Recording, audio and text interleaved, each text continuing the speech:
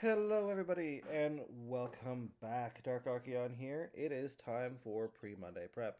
It is time for that Warframe weekly reset and some other shenanigans. I have Dauntless here in the Discord with me. Say hi. Hello. All right, so let's go ahead and get right into things.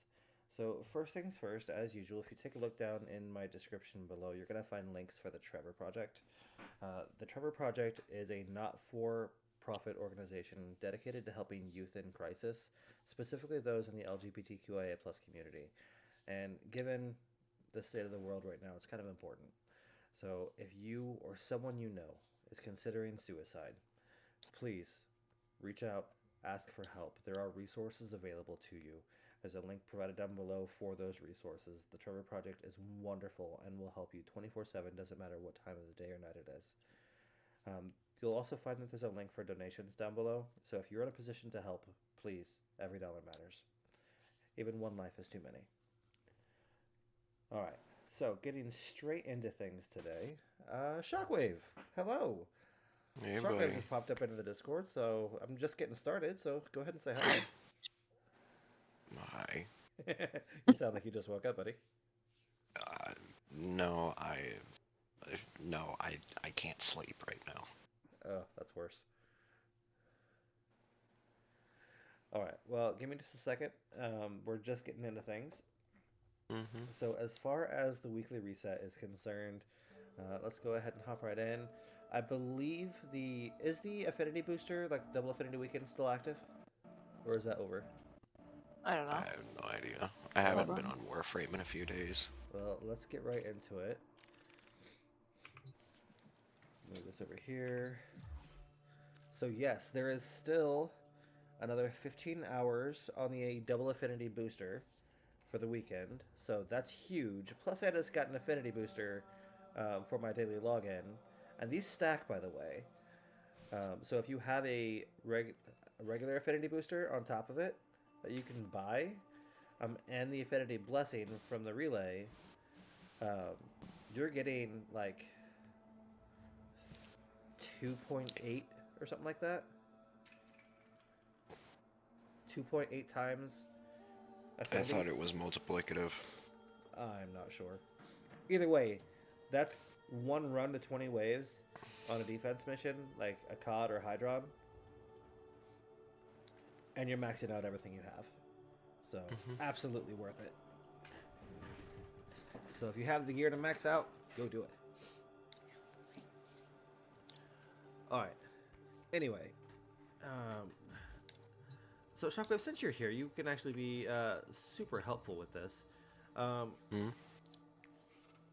I was talking to a couple new players last night, and I've heard it a couple different places as well that um, understanding how to mod weapons and warframes and whatnot, it's not something that's very intuitive or easy to learn. Um, No.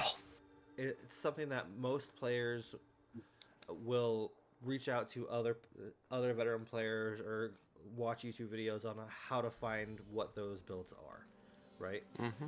And typically, what you'll see is that they'll just go, "Oh, here's this great build. Use it." And you just kind of got to take them at their word for it. And sometimes those builds are kind of shite. Yep. So understanding how to build and how to mod your weapons and how to mod your warframes is super super important.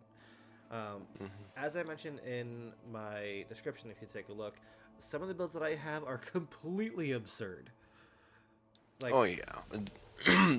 That's the key thing is that because of how the game is set up, when you first start playing the game, you have no idea what you're doing when you're modding. I'll be completely honest, I just auto modded stuff until I was like rank 8 or something like that. once you start understanding a little bit further about ranking up your mods, some mods you don't want to rank up all the way for some benefits or others, and I'll explain that here in a Right, minute. like Uh, combat discipline. You purposely don't level combat discipline so in that way you can get the benefits of of taking damage without actually taking damage because of your damage reduction. so to make it a little bit simpler for that, there are corrupted mods like Blind Rage. It increases your ability strength at the cost of ability efficiency. Hmm. Now, you have to understand what those two are first, and I'll explain that here in a moment, but um, when you're fully maxed out on that mod, you're gaining 99% ability strength at the cost of 60% efficiency. You might not want to have your cost cut that much. So I have multiple sets of Blind Rage, some at different tiers, to have a, let's say, a 50 or a 60% ability strength buff at a substantially less cost of efficiency. I usually run Blind Rage at level 8, which I think is 55% at the cost of 45. Yeah, 55 for 45 or something like that. And we'll definitely get into that. But let's go ahead and take a look at the weekly reset first, and then I want to go into kind of a modding tutorial, so to speak. I know there's not a whole lot of people watching right now, but it's definitely something that needs to be out there. So I could definitely use your help, and I can definitely use your Mesa as an example. Because Okay, I will tell you now that I'm not on Warframe right now. I will jump on later that's fine. when What you're ready what to I do mean that. by using your Mesa as an example, I mean like the Mesa that you gave me was great. Right, but you've since tweaked it and made it significantly more offensive, while mine is more balanced towards I mean, mine's pretty balance. capable for survival too. That's what I mean. Your Mesa, you took my Mesa build, which was balance, trying to have enough HP to be able to face tank a little bit while still being strong enough to melt non-steel path enemies. Right, And and then I you took it took and said the screw defense. the The best best defense is defense is everything being is dead, a yeah, the best defense is everything is dead. and it works Hmm. 99% of the time until I get one tapped, because that Right. does occasionally happen. Now, let's go ahead and take a look at our weekly reset. What do we have going on here today? So first things first, for the Archon hunt, we have Subdue Archon Naira for an Amber Archon Shard. So we have an Exterminate, a Survival, and a Showdown, so no Spy. So this is definitely one I might actually run this week. I do need some more yellows. New alert marked on navigation, Tenno. Alright, for the Sortie, which is a daily, we have a Sabotage, a Spy, and a Mobile Defense. The future. Power. Precision. Prestige. Phobos is the Sergeant, the isn't pinnacle it? of the Warsmith's art.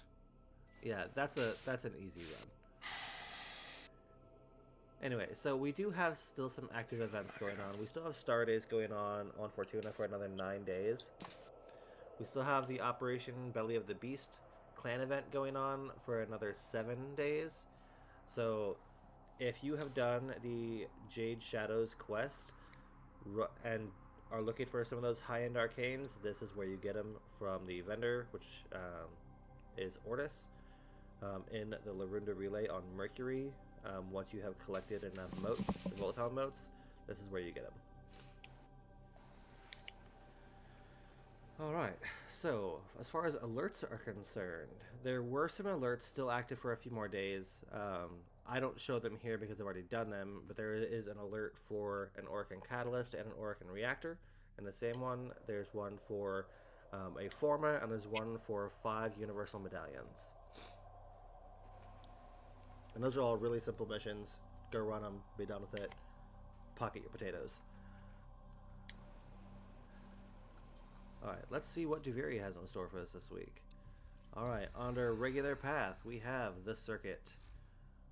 We have Ivara, Inaros, and Titania.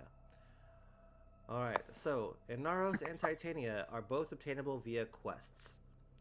So don't worry about farming these too much. They're not very hard to get. Just go knock out the quest and you'll be done. Ivara, on the other hand, is a little harder to get. If I remember correctly, Ivara is obtainable from spy missions, right? Yes. So, high-level spy missions, when you unlock all 3 vaults, without getting detected and whatnot increases your chances at getting an Avara Warframe component drop, the chassis systems and the neuroptics. I believe you buy the main blueprint from the marketplace. I'll confirm that here in just a minute. I need to blow my nose. Give me just 1 minute.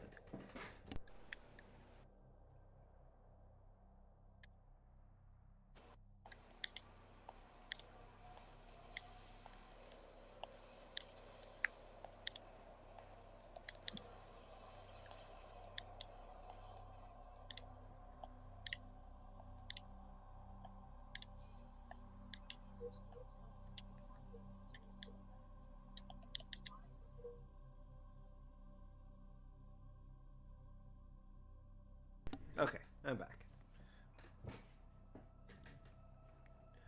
Now, keep in mind that if you're looking for the augment mods for these, your tier 7 reward is going to be a specific augment for these Warframes. I believe for Avara, which is the one I would honestly go for out of these, I believe that is Infiltrate. Yes, it is.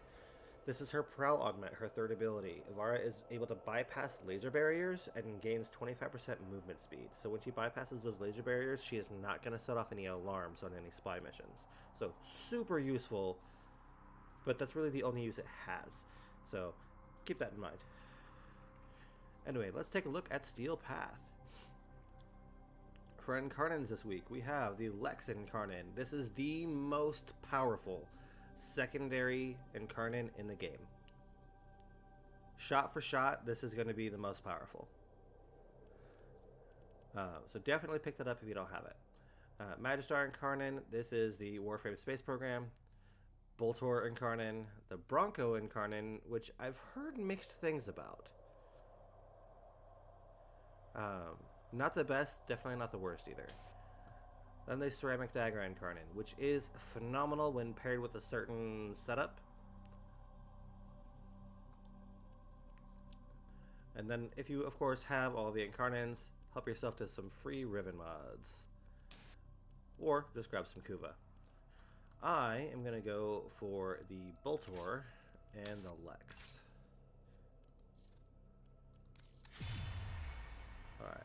You will sometimes get a Riven mod as one of your rewards as well, so that's awesome. You're also likely to get Arcanes to include some legendary ones like Longbow Sharpshot and Arcane Reaper. So keep that in mind as well. Alright, what do I have to use? Not Mesa. And Diddley for weapons. Alright, so there's a few other weekly things that we want to look at before we get into it. Let's go ahead and go over here. Like I said, I believe the calendar is... It is summer. It is the second week. Wait, no. This is the third week. This is the third week in the monthly reset.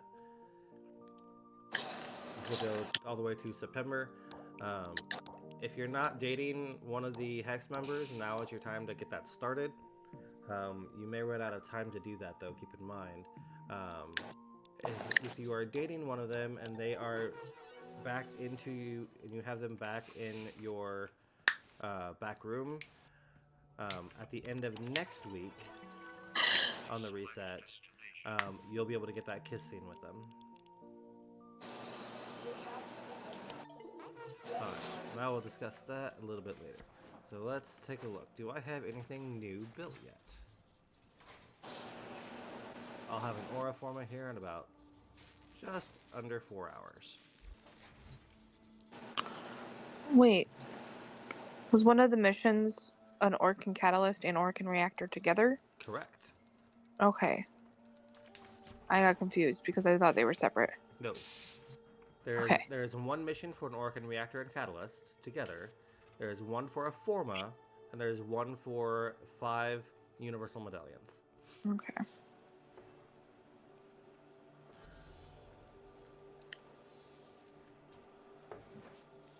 Alright, some of the other weekly stuff. Let's take a look at Nightwave. So for the Nightwave, looks like I've already done these. These are kill enemies with abilities. and bullet jump 150 times. These are both dailies, so I'm not too worried about that. For the weekly elites, we have unlock 10 relics. Easy day. Kill the Prophet Taker. Also relatively easy, however, there are some requirements behind this one first. You have to be rank 5 with Solaris United, which is Utico on Fortuna.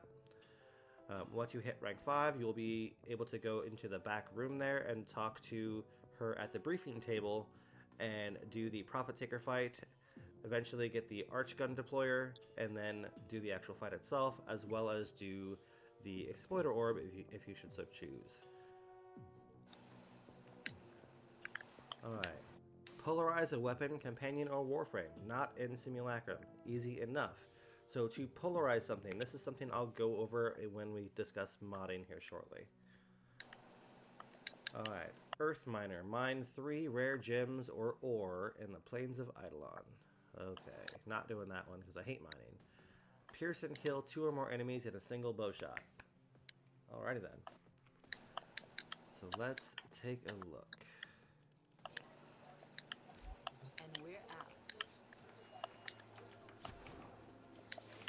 For more weekly stuff, let's go ahead and go to Iron Wake on Earth. If you have done the Chains of Harrow quest, you will have Iron Wake available on your map on Earth. Iron Wake is where you go find Palladino. Palladino is one of the NPCs from the quest, and afterwards you can go trade your Riven Slivers for Riven Mods. And Kuva.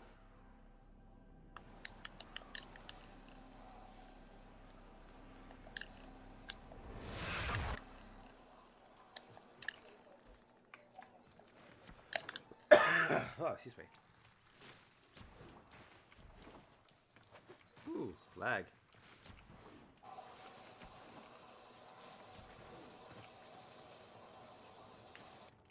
Alright, let's talk to Palladino. So there's always 2 Riven mods, credits, and Kuva. Now, I don't ever need the credits. Kuva's always nice to have. But I buy the credits anyway because I'm never going to use that many Riven Slivers, so... This can be any of the Riven mods possible, I believe. Rifle, shotgun, pistol,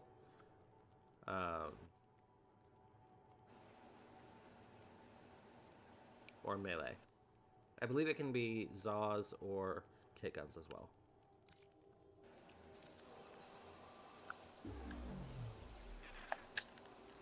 Alright, let's buy these. Let's buy some delicious Kuva. Oh, stalker. On me. Alright, let's leave the Iron Wake. Let me know when you're done with that mission. I'm gonna go to the relay and we can get a blessing in. Okay. My sentence is death. Alright. So I'll go talk to Eleanor.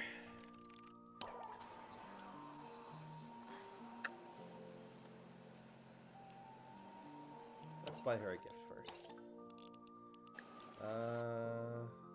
Out of pens, out of pens,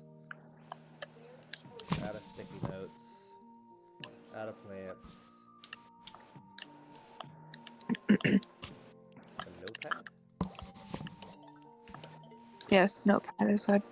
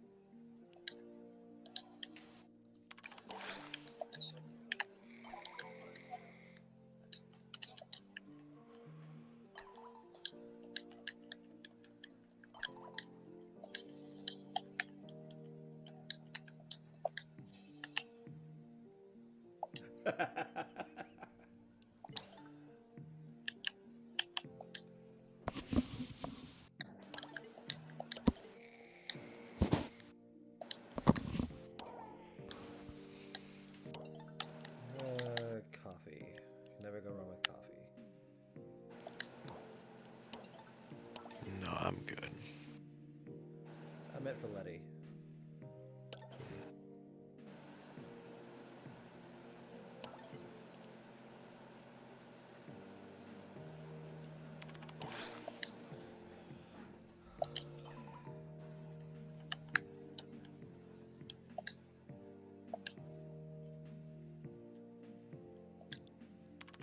Okay, I'm out. Okay, let me finish this conversation with Letty. Yeah, no, these people pulled me into other. Like, I wasn't even loaded out yet, and they pulled me into the next freaking. Oh, that's stupid. Yeah. And I was like, guys, please wait for me to load out so I can leave. Because I don't want to be with you guys. And it was a level 30. Or an MR 30. You should know better. You should. Do they always, though? No. I don't know if you said this or not, but yes, Affinity grind is still. Yes. Affinity is still going. Another 14 hours. 15-ish.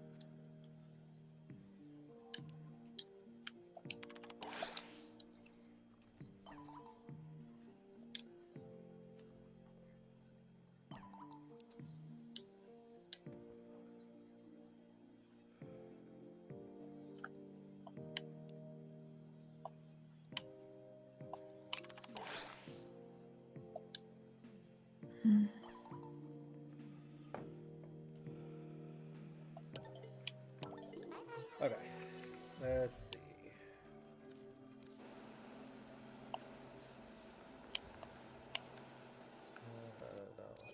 Oh, Shockwave, you're in. Hmm? Mm-hmm. Let's go to Relay and get that blessing. Alright. Let's go to Larunda so I can also show off Fortis.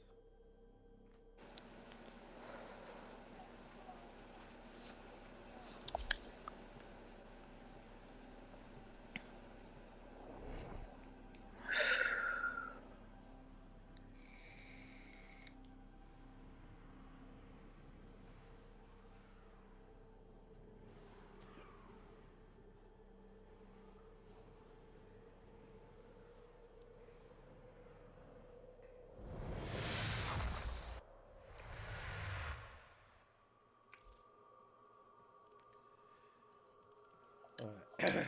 So 120 in. I am in Relay 9. Cool.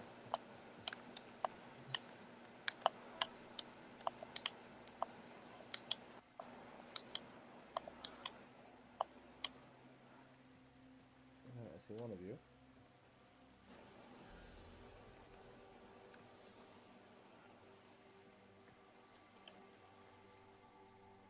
Shockwave, are you in? Mm-hmm. Okay. What are we doing today? Affinity? Just really stack on the affinity blessings? It's up to you. Yeah, sure, why not? Oh, I've still got 2 hours to go before I can do my affinity blessing. I did it late last night. Oops. Alright, Mm-hmm. looks like I can't do a blessing tonight.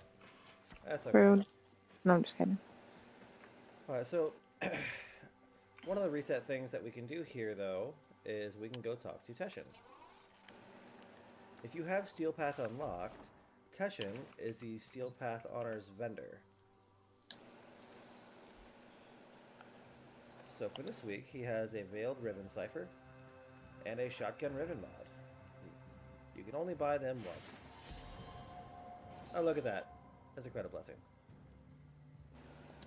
Not an affinity, though. Either way, so you can only buy these once for Steel Essence. He does have other items down here, like his Relic Packs and Kuva. These you can purchase 25 times during the week. These ones do cycle. Occasionally he will have Umbra Forma blueprints. Everything else is a kind of a set thing he always has. So.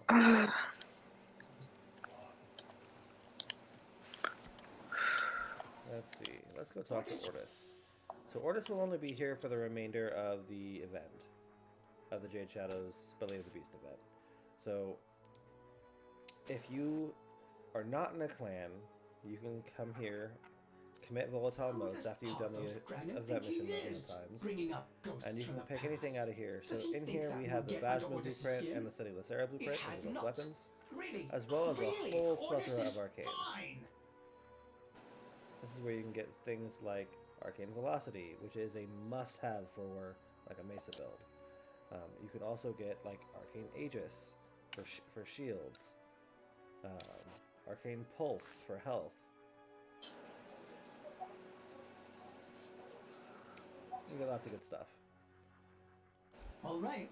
Operator. Now, if you are in a clan, you can commit volatile modes here, and this is where you can get Arcane Energize, Grace, and Barrier. These are the legendary arcanes that are usually only available from Eidolon. From Eidolon. A true Jade Eximus, he would be unstoppable. But there's no the not that happen. You can also get some sigils, this emblem, and the skin from the hate that is used during the quest. It looks so pretty. It really does. Unlike her vestigial tough choices, Ortis to Operator. And if you... Ortis is very quite sassy. So if you go into and then buy something out, Operator needs to take another trip to the depths of Uranus. To find more volatile modes, of course. Take another trip to the depths of Uranus. Okay, Ortis will be here, as well as the Orbiter. Alright, so that's all I have for this area. There is, I believe... What else is on a weekly reset? The shiny treasures from Bird 3. Ortis knows what to do. I think that's it for the weekly, isn't it? Shockwave? That was a plan, Ortis. What was supposed to be bypassed? Bird 3's treasures. Yeah. Teshin. Paladino. Yeah, I think so.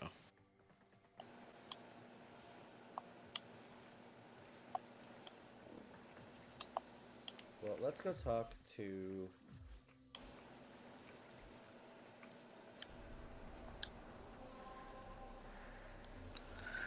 Let's go to the Sanctum and talk to Bird 3. Because I keep forgetting that his inventory does change every week, too. Mm-hmm. The only thing that actually changes there is he does sell an Archon Shard for 30,000 standing. Come here.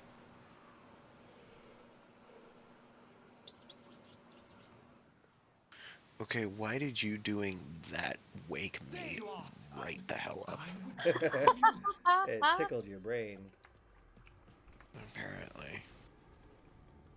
Oh, and there's the turret again. That didn't last long. Alright, so other shiny treasures. This week he has a Crimson Archon Shard for 30,000 standing. So Crimson Shards are your power strength, I believe your power duration as well. Critical chance on secondary weapons, and a few other pieces.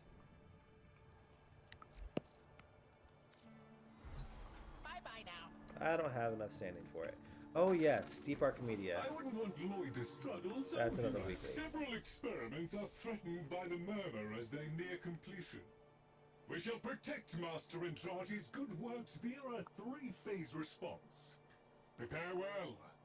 Before the foe is laid low, we shall not return. Alright, so Deep Archimedia is only unlocked once you hit rank 5 with the Cavia in the Entrati Labs. So the Entrati Labs are unlocked once you complete the Whispers in the Wall quest. Now, the way this goes, these are, if you're familiar with Duviri, how you have set loadouts and whatnot. It's kind of similar. You can run any of the things that you want. You don't have to run the equipment that's on here. But if you do, it increases your reward capabilities. So, if you actually equip the weapons or the frames that are listed here, in this case, Limbo, Titania, and Varuna. In my case, I have the Soma. I also have the Zymos, so I'll have to get that. And the Inodem. So if I were to actually equip any of the, or all of these, it would increase that. And then you could apply your modifiers to increase your chances way higher, like Talforge Archon Shards. Hello. Once you have done all of it, you can then unlock Elite Deep Archimedia. Yeah. You can unlock some pretty crazy stuff on this. This is 3 different missions. Exterminate, Alchemy, Mirror Defense. Run back to back. You cannot leave the mission.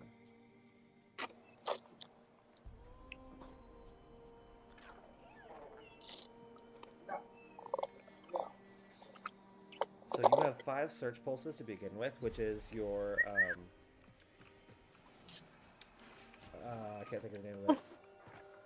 Bird 3. What you need? Your Netrocells. You can run 5 Netrocells a week for rewards, or you can sacrifice, I think, is it 2 of them or 3 of them for Deep Archimedia? These Cavias seem like jolly fellows. Lloyd I do has not know. tasked us with finalizing I believe several it's 2, experiments, but it might be and 3. there will be no coming back.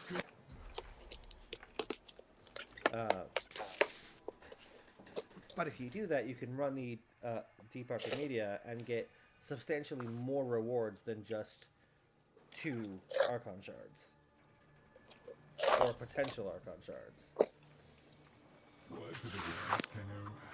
Anyway, Don't ask about that one. that is all there is for the weekly reset stuff.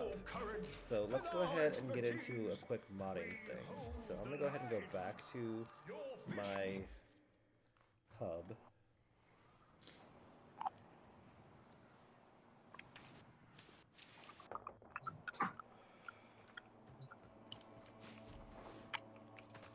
And we'll talk about something new.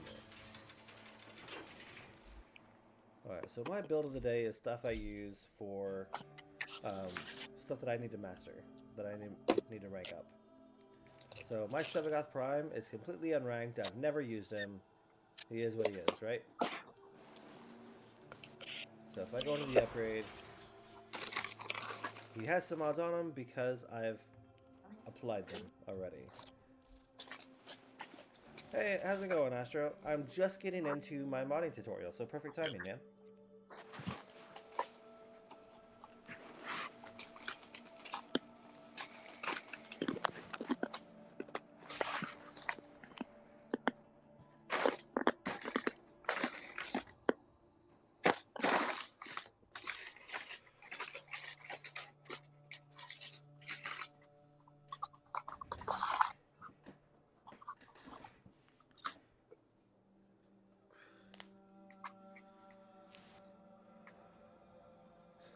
Perfect timing then. Alright, so it's going to be a little bit easier to start with modding a weapon versus a Warframe. So let me get into a new primary that I don't have anything put into yet.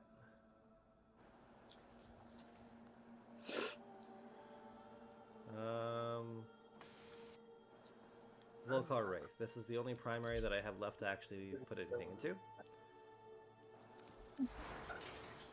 Perfect. Okay. So the Volcar Wraith is a sniper, right? Is a sniper weapon. A sniper rifle, yes. All right.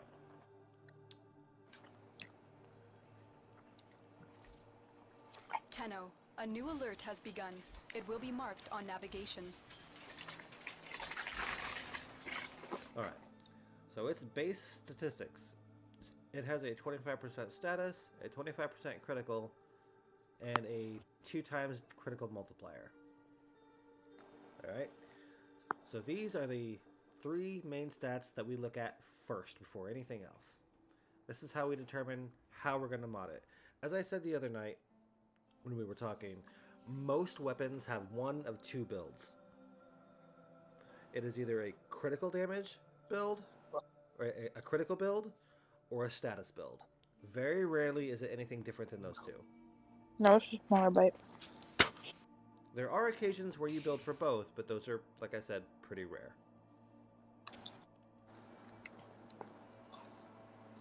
So for this, they're both decently high. You could build this either way. But because you only have a 2x critical multiplier, I'm going to build for status on this. Because while the critical chance is decent, the crit multiplier isn't high enough to warrant really pushing it.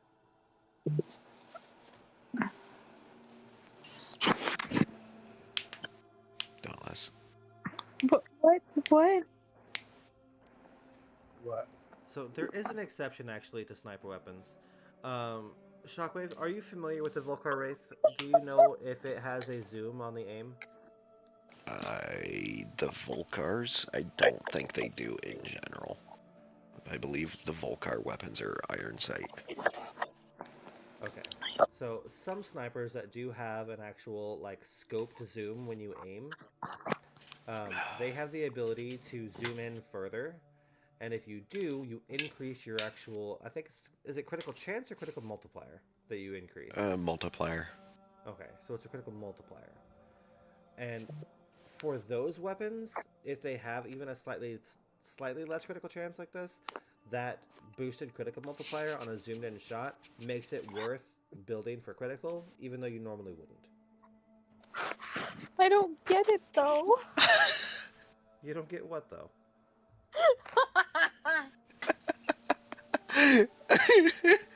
I'm sorry. I was just, you know what? I'll just send it to you. What are you sending me? Do you get it? People doesn't get it either. Sorry. To get stuff. Is it just meat? That one is. This is a sandwich. I'm not sure what this is. It's a cremation chamber. Oh dear God. What is with the horse though? Because it's a cremation chamber designed specifically for horses. Dear goodness. I don't know. I just saw it randomly while I was scrolling through Twitter. Oh, Lord. Apologies. No. Do not apologize No, it's for art. for It's okay. art. I said what I said. It's an incredible machine, and it's called the Horse Annihilator. It's okay, Dark. I sent your wife like 3 or 4 plants today. Oh, jeez. Did you really? Yep. She needs more. Like in the mail? No, like there are propagations all over the area in the marketplace. Why would you And do that? Sorry. Take a drink of something and calm down. Oh my gosh. Okay, anyway, let's get back to this real quick. Okay. I'm gonna mute for a bit while I while I hack up a lung over this. Okay. Enjoy. Okay. So a lot of weapons are of different types change the way that they fire. So, beam weapons versus projectile weapons versus hit scan weapons. So, a hit scan weapon, you pull a trigger, and whatever you're pointing at, it automatically hits instantly. That is a hit scan weapon. Projectile weapons like bows and the boltor, there is travel time for the actual projectile itself from when you fire it until it hits. And then you have beam weapons, which are kind of hit scan, but also kind of not. Beam weapons are a little bit of both, in that You have an actual... It basically creates an area in front of you in which anything in that beam gets hit instantly. yes, it gets hit a number of times. Any entity that is within the area of effect of a beam weapon, which can range from a literal pinpoint beam on some of them to a cone on others, every creature in that area will get hit twice your fire rate as long as they're inside that area. So for every one ammunition... It's not the fire rate. It's every one ammunition expended, it will hit with 2 damage ticks. Right, which is your fire rate. It is not your fire rate. Fire rate is rounds per second. That's what I mean. If your fire rate is 5 rounds a second and the enemies get hit twice per ammo tick, if the fire rate is 5, an enemy gets hit 10 times per second. Yes. It also has to do with ammo efficiency, but yes. Beam weapons also, they do not fire multiple beams with multi-shot. Multi-shot simply increases the number of times per tick that an enemy gets hit. Anyway, we're not talking about beam weapons at the moment, though. The Volkvar Wraith is a sniper weapon. By default, it is a single shot per shot. So, in regards to multi-shot, things like split chamber increases your multi-shot by 90%. But before we even get to that, let's look at the capacity and the cost and polarities. So, every weapon, by default, unranked, without a Orokin Catalyst on it, at maximum capacity will have 30 capacity. So, currently, the way that it works is a Mastery Rank 1 player will have 1 capacity. Period. As you increase your Mastery Rank, you will have a base capacity equal to your Mastery Rank. So, on an unranked weapon, for me, because I'm Legendary Rank 1, I'm beyond 30, I have a full capacity by default. Look at you. Well, aren't you so special? They are changing that with the next main update.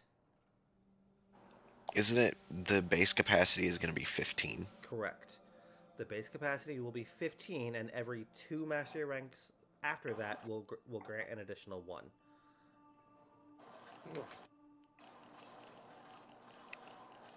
So it'll still be maxed at Mastery Rank 30. Oh, yeah, I see what you mean. Starts at 15 when you're MR0. You hit MR2, it goes to 16. For MR4 Wait, to 17, and so on. Nope. Correct. Nope.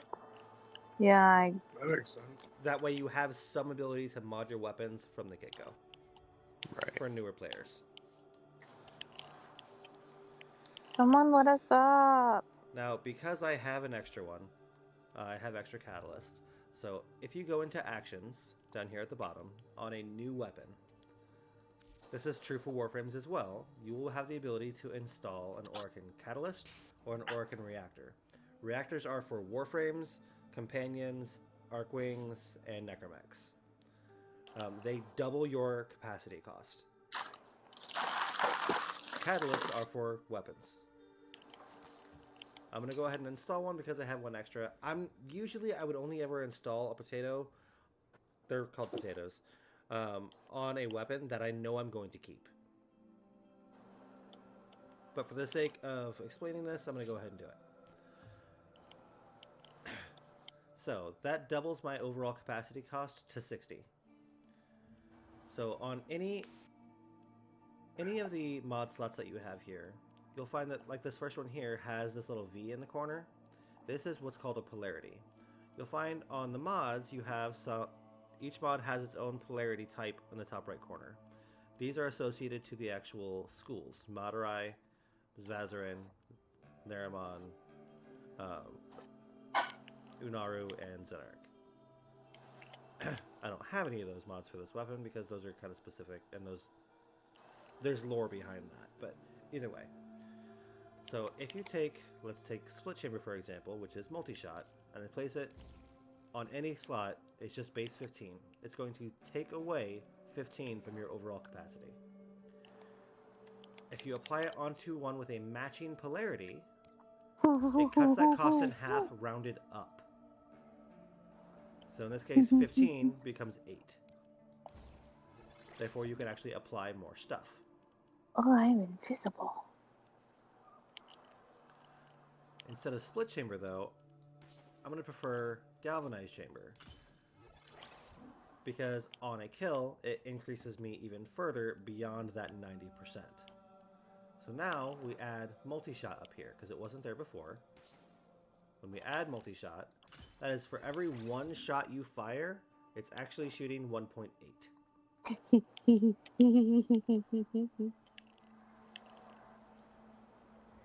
Which I also love my... increases your damage. Right? It's times 1.8. Almost times 2. Now, like I said, I'm going to build for status on this weapon. So for status, if you look over here, I've got an impact of 245.7 and a puncture of 27.3. Each status effect obviously does its own things. So a puncture effect will temporarily reduce target's damage output by up to 80% and increases critical chance of damage taken by up to 25% with multiple stacks. So an enemy suffering a puncture status will have a higher critical chance on them. So that will also affect your own weapons to give them a higher critical chance when attacking them. Impact, on the other hand, bludgeons things. It can stagger them. For heavy units such as Eximus, it also lowers the Parazon Mercy kill threshold to 80% of total health with multiple stacks.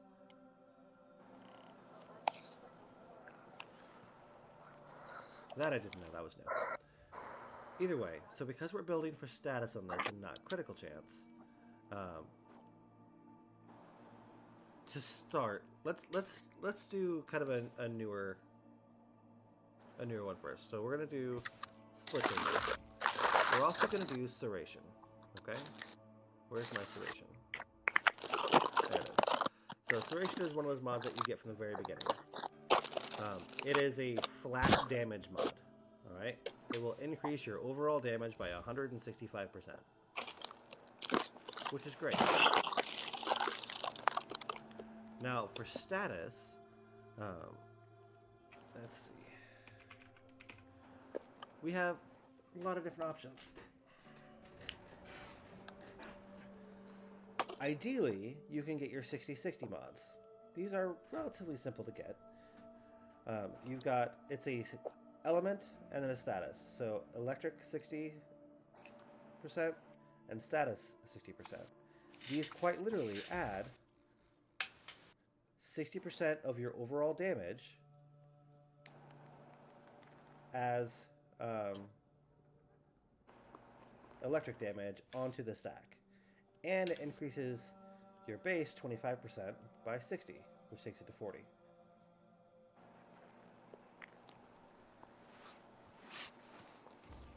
The order of elements on your weapon actually matter. Alright, so right now I have electric first, followed by toxin. This creates, Woogie. This creates corrosive. Rhyme rounds is cold, thermite is heat. This creates blast. But now I no longer have electric, toxin, cold, or heat damage on anything. They're combined only. If I switch them, it creates gas and magnetic. Or if I switch these, it's going to give me radiation and viral.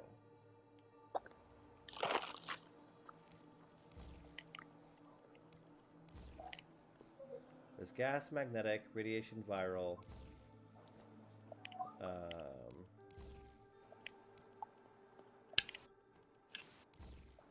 corrosive, and blast. So those are your 6 combination elements that you can have. Now, some weapons that have a base element on them to begin with can stack interestingly and have your corrosive blast and still have heat in some cases.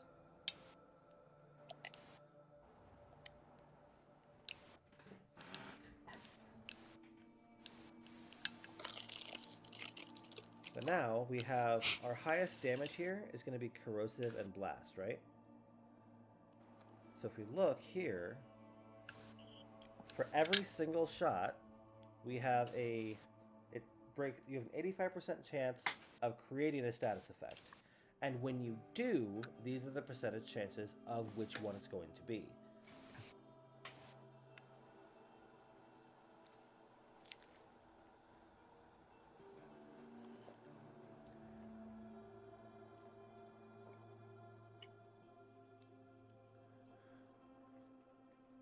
These also explain what they actually are. So corrosive temporarily removes up to 80% of the target's armor value with multiple stacks.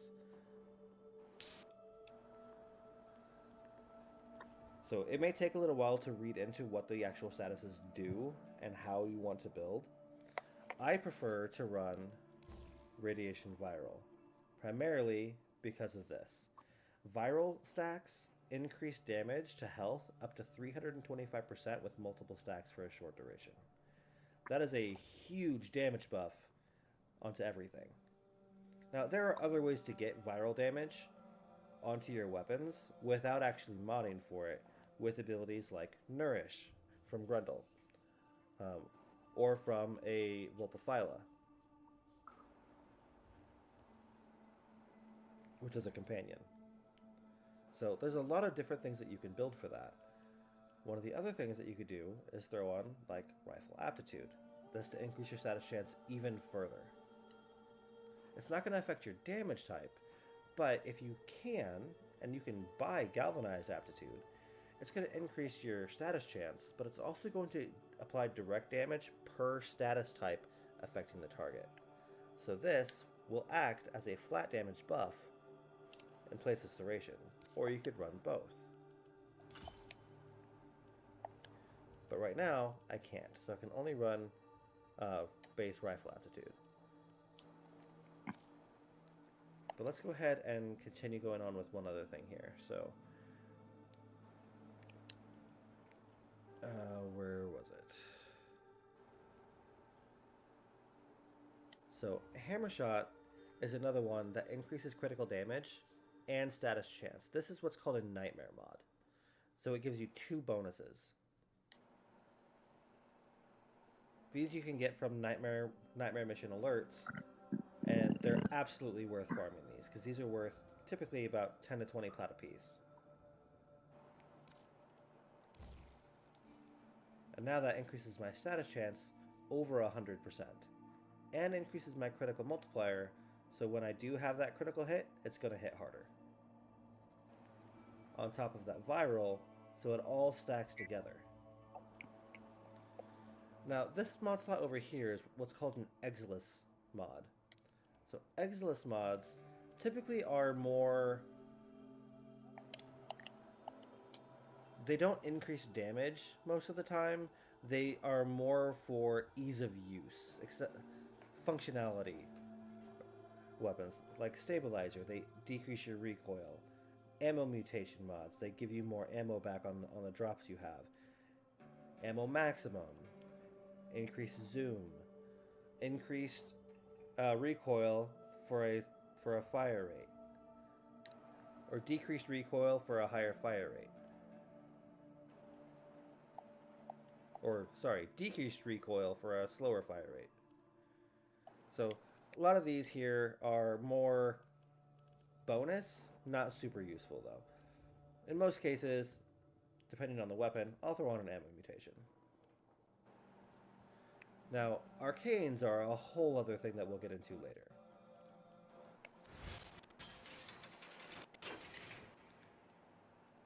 Now, for Warframes, you have something similar. So let me go here, that way I don't have any red. Alright. So for Warframes, you have, of course, your abilities, right? And how to determine how to build your frame. One, it's really determinant on your playstyle. How do you want to play the frame? Do you want to just be someone who is going to spam one ability? Do you want to utilize all of your abilities? Do you want to focus on supporting the teammates? Do you want to be doing all the damage? Do you want to stay alive? It really depends on how you want to play the game. Stay alive. Yes, very much. And of course, there are always going to be the case where some frames are better than others. But as I know I showed you last night, my MK1 Bratton was dropping level 185 Steel Path heavy gunners. So it's really just a matter of the amount of time and effort you want to put into it and how you build it overall.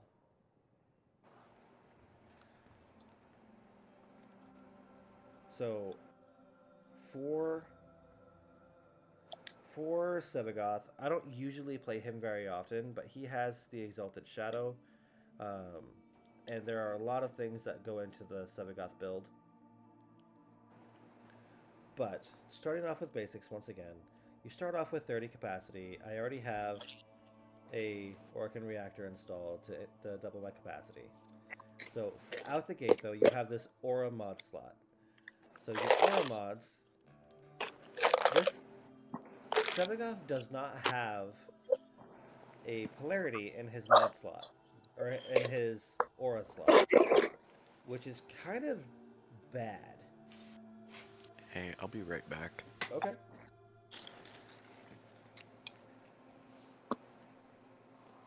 So because there is no aura, no polarity there, this is not going to work like that. So let me show you a different frame for him. So just using an Ash Prime as an example here. Here we have a Madurai polarity. So under my auras, usually if you take one that if there is no polarity here, it'll just give you the amount that's on there. Steel Charge, on the other hand, it doubles it for the aura slot and adds that to your capacity. If you take one that does not match, it will cut the cost down to 5 and only add 5 to your capacity. So it's super important for your aura mod that you match the polarity if there is one.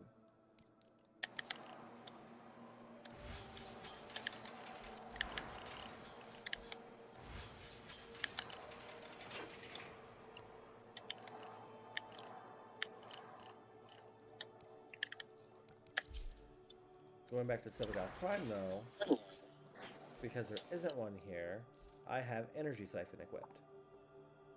So it's only going to grant 7. So I have him built for some power duration, some range, and some strength. I don't care too much about his efficiency, so I could put Blind Rage on here if I really wanted to, but I don't need to burn my overall efficiency cost.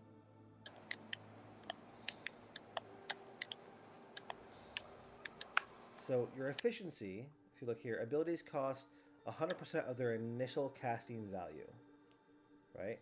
Your duration is what affects either how long an ability lasts, or for channeled abilities, which are the turn them on and then turn them off abilities, like Gloom, how much the energy per second cost is. That's what your duration affects. Your range and strength are pretty straightforward. Strength affects how strong the actual abilities are.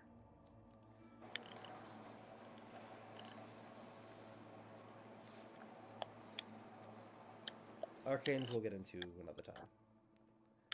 So overall, because I want gloom up all the time, I want a high duration. That also increases the duration of my sow, as well as my reap ability. So because of that, it can go further.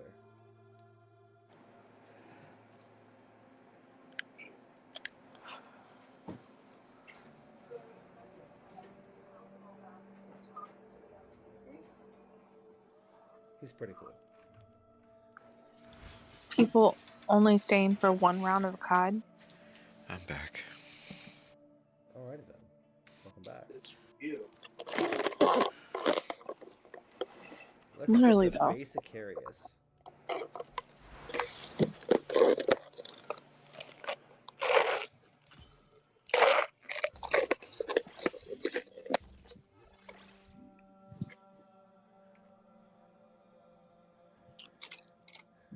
Galvanized So this is diffusion, Affinity prime Weekend. convulsion, prime heated charge. Affinity Let's go. Weekend. It's Affinity Week. It's a Weekend. It's a weekend. It was only 2 days. Oh, it was? It was 3. Alright, so that's all I need to guild. Do I have anything else I need to max out? Glaive Prime, I hate. I don't need to max anything else out, I don't believe. No, I do not. So, I still need to guild that. I still need to guild that as well. So, I'm going to go ahead and throw on my Glaive Prime. This is something that I am going to keep.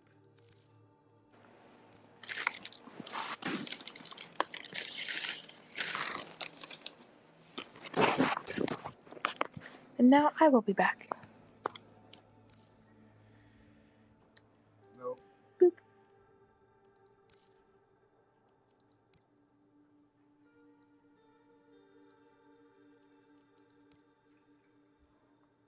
Oh, I forgot I had these.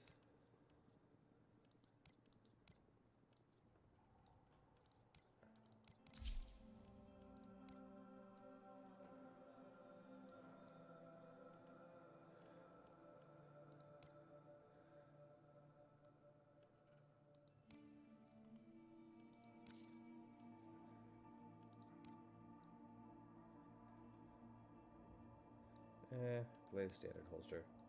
It's fine on my hand. Alright, so let's go ahead and upgrade this. So this is what I'm going to keep. So I'm going to go ahead and throw a potato on it. Alright, so melee weapons have a stance mod. They function the same way that aura mods do. So, now stance mods, there are 2 for the glaives. You have Gleaming Talon and you have Astral Twilight. They are both Naramon polarities, so you could choose either one. And it does actually matter because the combos are different. Alright? I prefer Astral Twilight, as do most players. If you look at the combos, it actually, there's stuff here, right? If we throw on Gleaming Talon, the combos are different. Now these combos affect your actual status and damage types per melee hit. So each hit actually has, so on Morning Sun, that first one is 300% attack, 200% attack plus impact, right? These are plus impact. This one's a 1000% attack plus slash on a downed enemy.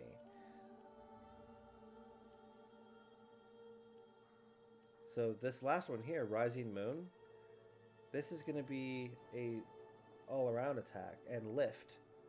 So there's all kinds of stuff here. So these actually matter if you're really going to do combos instead of just hold F to win. Or hold E, whatever it is. Is that a bird? My phone. Anyway. I have to leave my phone on in case one of my grandparents calls me. So, fair enough. So as far as the Glaive Prime is concerned, I would probably build this for status, but one of the things I haven't mentioned yet, there is an amazing website called Warframe. Let me pull that up. Hey, I'm sorry, but I'm gonna head out because I can barely keep my eyes open. That's all right. You have a good night, man. Sorry, man. So, Warframe is a super useful site. I personally don't use it because I like to build my own stuff. But there are your meta builds that are on here, as well as stuff for really anything. So let's take a look for the Glaive Prime.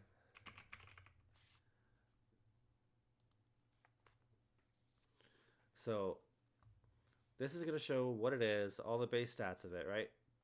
But this is the popular Glaive Prime build.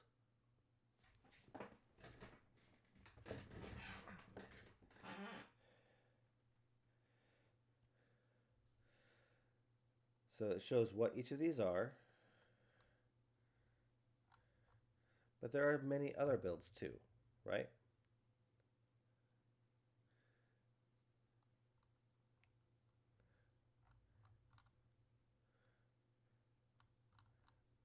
So let's go ahead and take a look at this. Heavy attack detonation.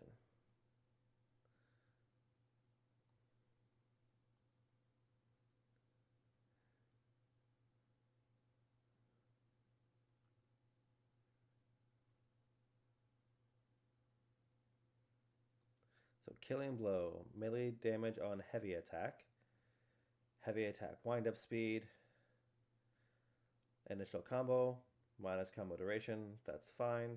That initial combo is super important for your combo multipliers. Power throw, punch through on consecutive throw, max stacks, 100% throw damage. This does not have any arcanes here, or this, so there's also this one. Very similar.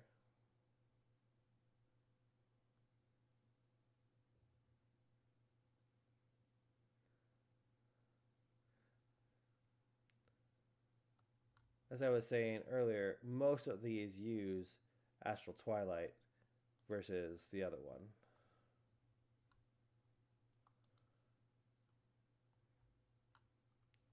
Super useful site.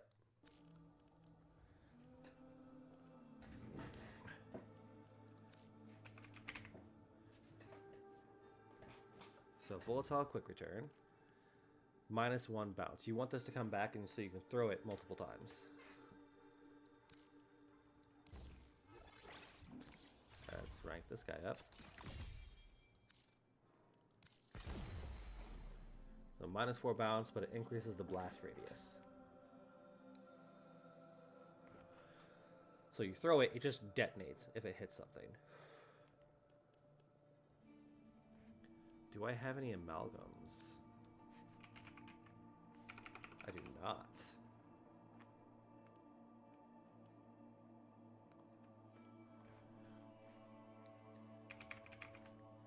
I know I have Corrupt Charge.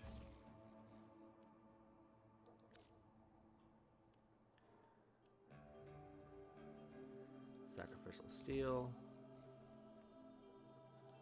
What were some of the other ones? So that's a smite one.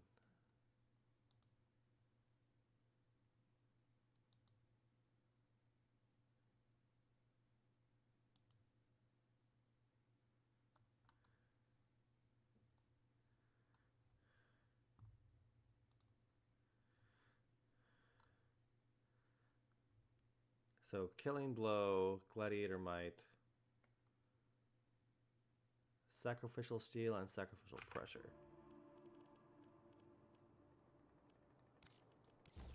I do need to max this out. I don't have the endo for it. But I can at least take it to there.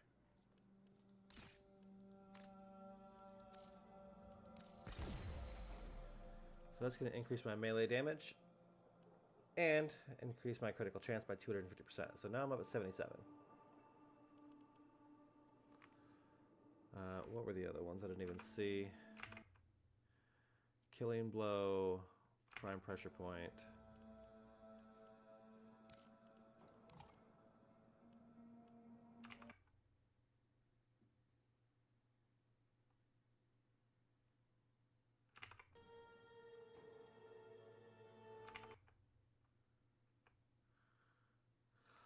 So you can't have prime pressure point and sacrificial pressure at the same time. So this is an old build.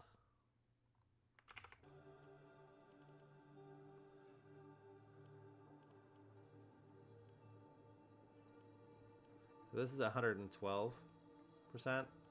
This is 165. However, this is increasing my critical chance.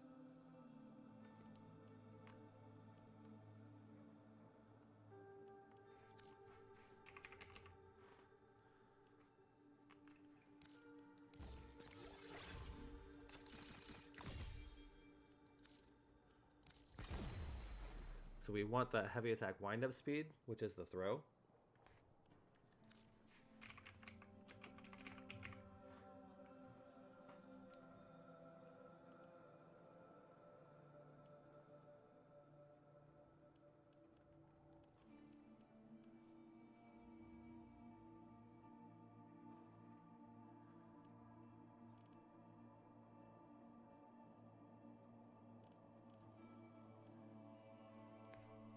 So blast radius, I could probably run, let's see.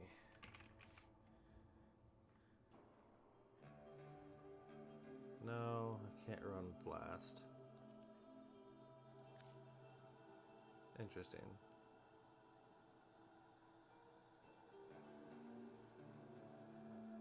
So just kind of watching me mod stuff is my own.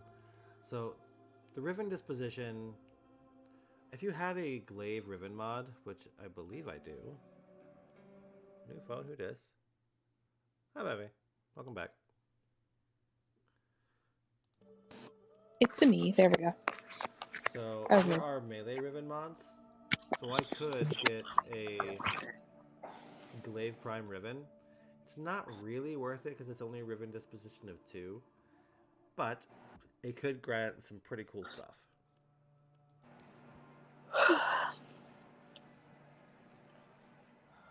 I have seen the Glaive Prime do stupid amounts of damage when built properly.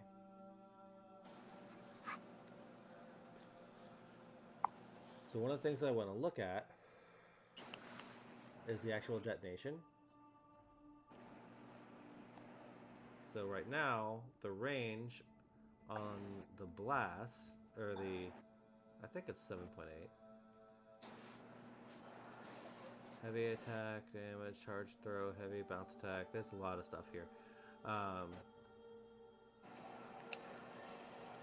Yeah, I believe it's these two with the bounce attack and the heavy attack for the blast.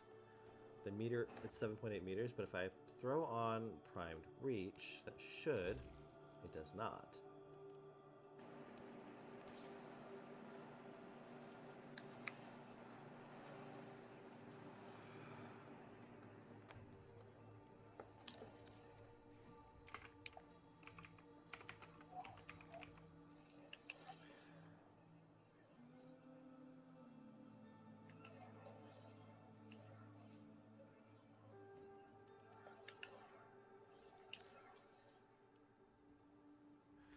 What are some of the others here?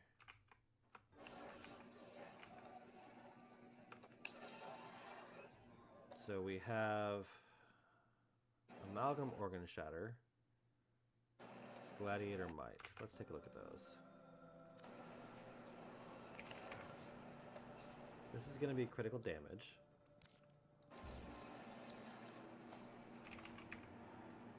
Gladiator Might is also critical damage.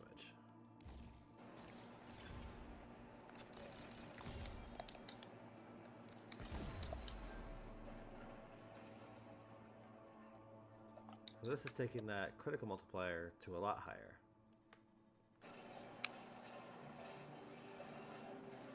Like a 91% critical chance. I want the Amalgam Organ Shatter because that also increases the other thing. I don't remember what it was though.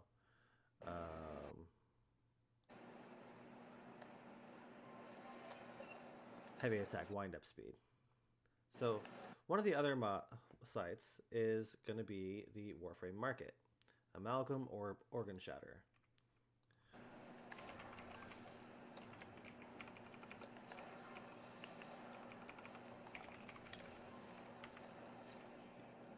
I don't think you can actually get Amalgam Organ Shatter. I don't think it's tradable. It is not. So you have to actually get it on your own. So, because of that, I don't know where to get it, right? So let's go here to the actual new Warframe wiki. Amalgam Organ Shatter. This will tell us where to find it. So this can be acquired by accumulating at least 50 points during the recurring Thermia Fractures event. So this is where you get it. From Thermia Fractures. I don't need to do that.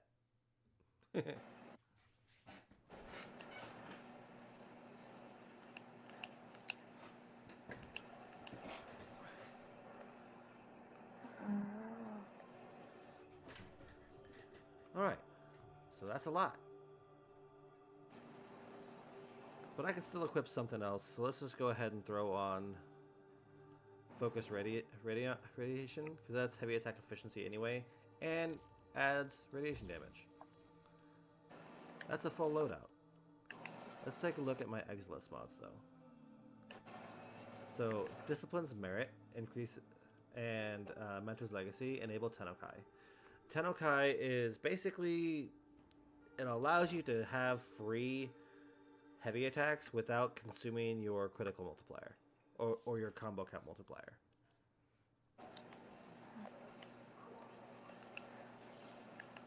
So Whirlwind increases your projectile speed, which is going to be super useful for the glaive. I may actually do that.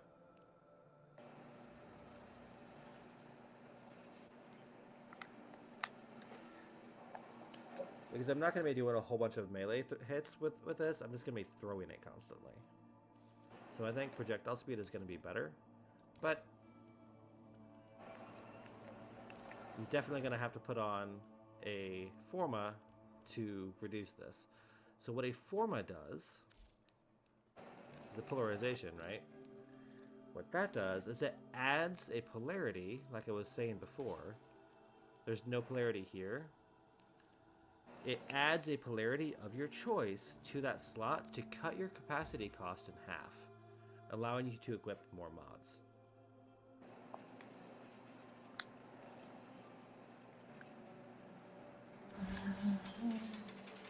But because I am going to keep it, I did go ahead and spin that Exilus adapter so I can put on that mod, that Whirlwind.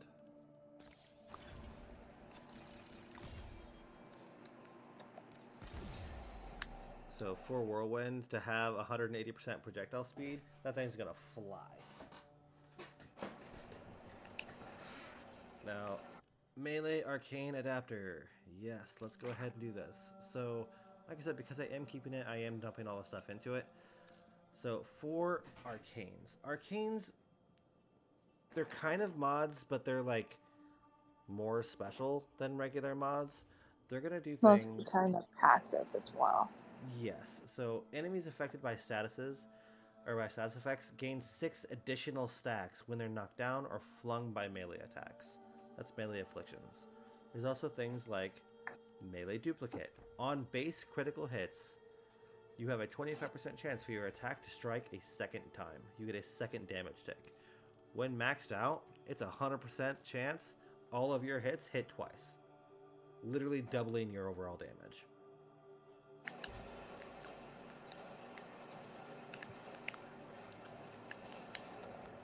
Influence, on the other hand, stacks electricity. So, on an electric status, 20% chance for elemental melee status effects to apply to enemies within 20 minutes for 18 seconds. Cannot refresh while active. Elemental melee status effects. Not just electricity, but all melee status effects.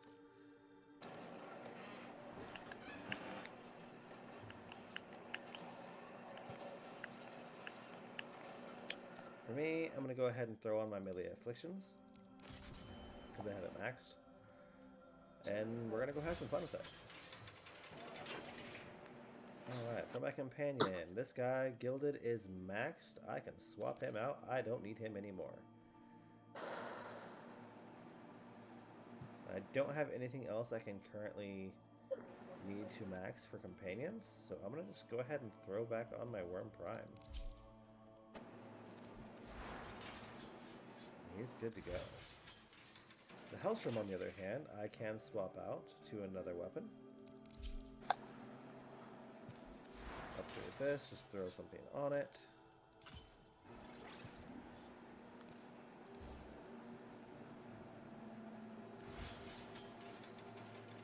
He's never going to use it because he doesn't attack.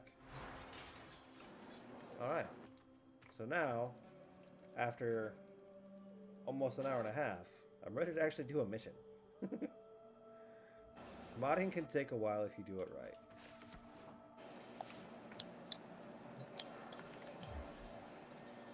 Alright, are you still in a mission, Thomas? Yep. Okay.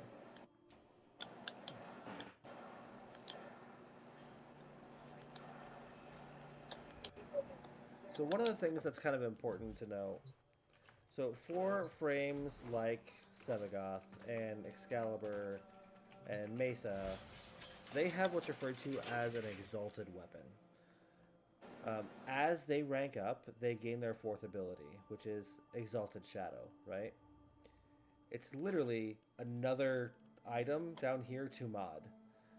So Sevagoth actually gets two. He gets Exalted Shadow and the claws to Exalted Shadow. To show you what I mean here, so Sevagoth, base Sevagoth has Sevagoth, Sevagoth Shadow, and Shadow's Claws. All of them are modded independently of the others. So as I level up with Sevagoth Prime, I'm going to need to come back and mod those other pieces too.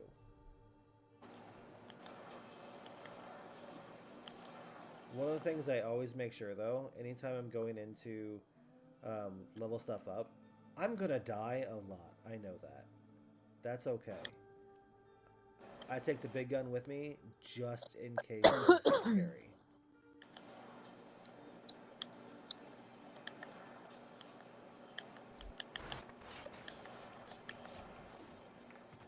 I also have a lot of minions that can help.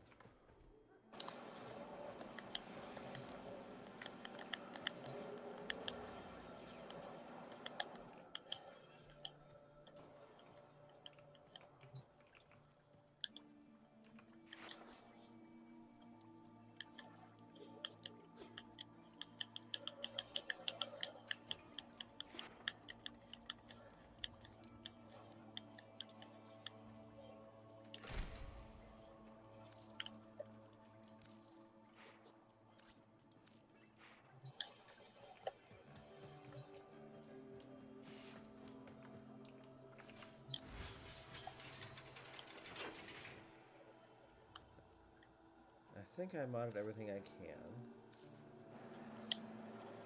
Do I have another heavy gun? Yes. Larkspur Prime.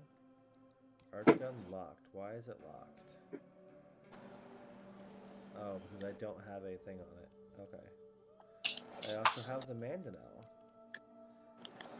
Oh, does the Mandanel have one by default? I think it does. The Mandanel has a thing on it by default.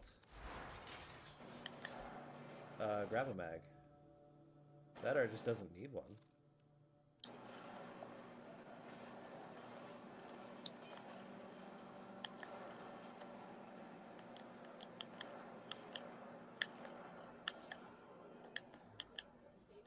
Well, I don't know what this is. So this is a charge trigger. Prime dual rounds.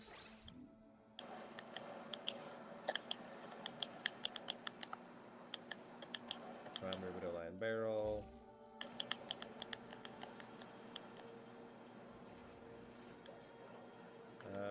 Sure, containment breach unranked.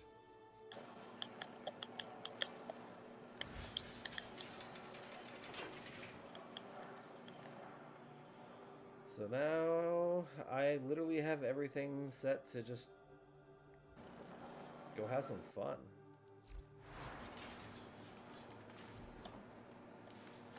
How far are you in that mission? Wave 14.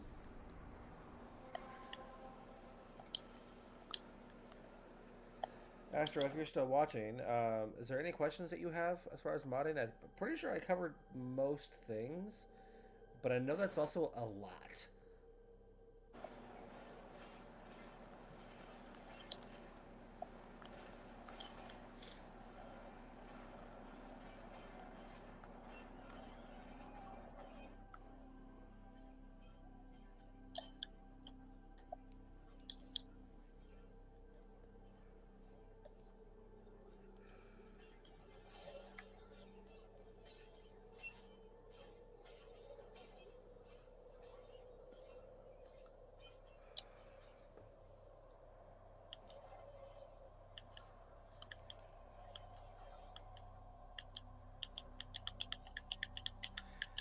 Only for the elemental stuff.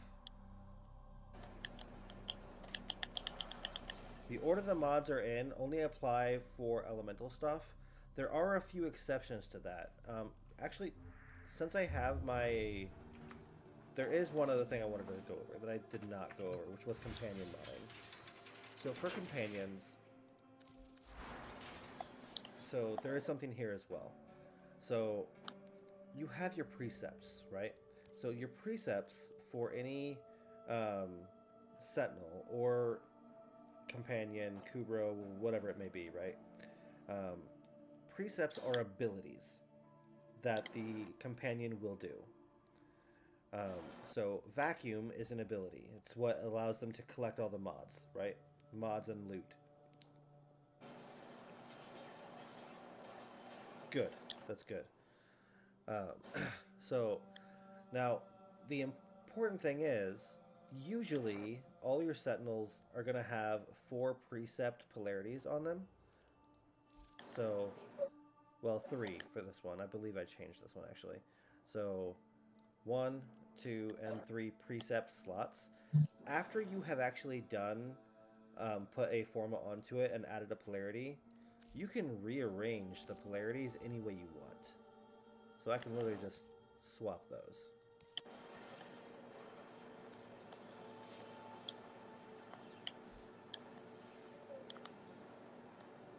The reason order matters, specifically for elementals, is the elemental combinations. For a sentinel or companion, on the other hand, there's a few things that kind of take priority. So it's always read top left to bottom right. So for abilities like primed regen and shield charger, which I should actually swap those two. Oh, I can't because that's the... Okay. Hang on. Yes, I can. Swap this one and that one.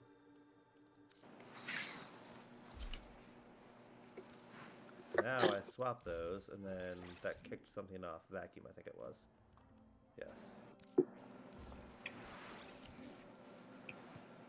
So the reason it matters is because of abilities or mods like Manifold Bond.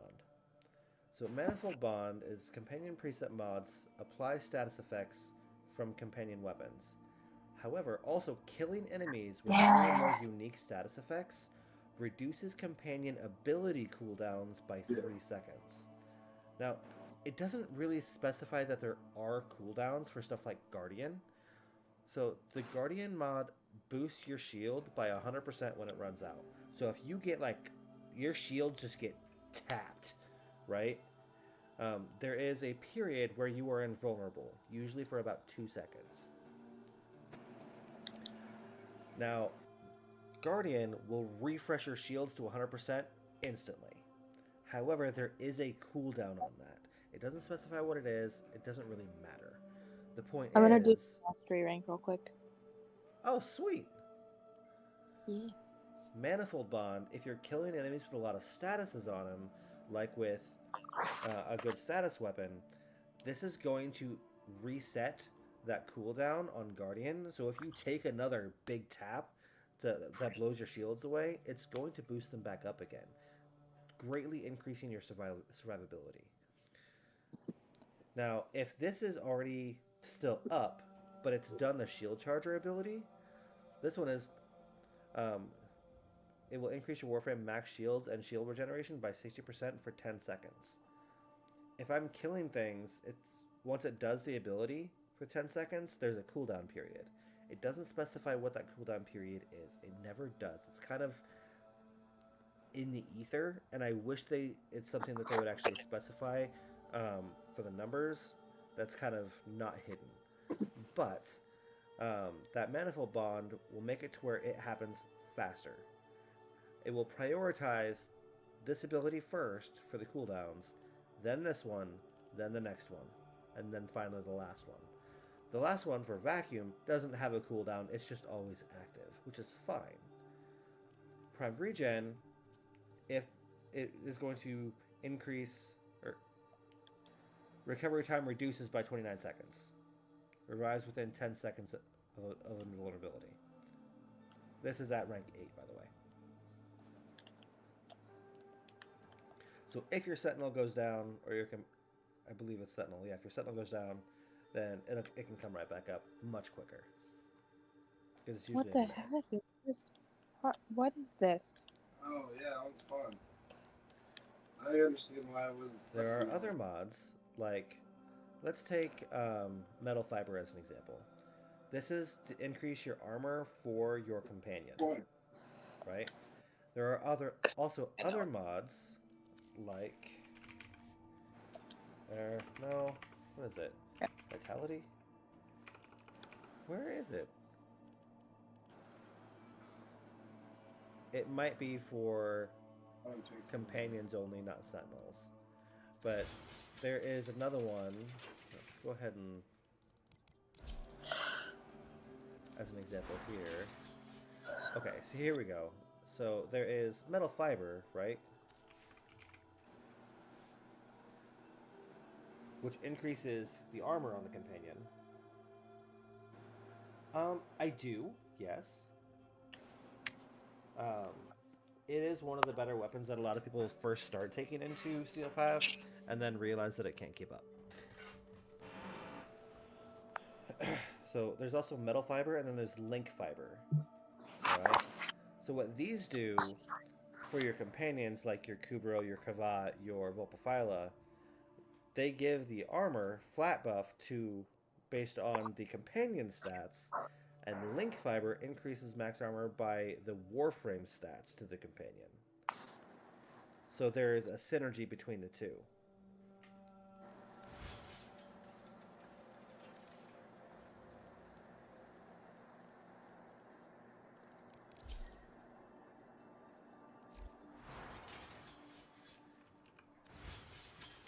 Are you done with that mission now? Yeah, I'm not gonna do the test right now. Okay. Because it's a movement one. You have to capture all the points. But they move around. Oh, yeah, that one's kind of a pain. Yeah. So Ignis Wraith is an absolute status monster. I use Radiation and Viral. There are several other better builds than this one. I know this one isn't like top of the line, but it is a decent one.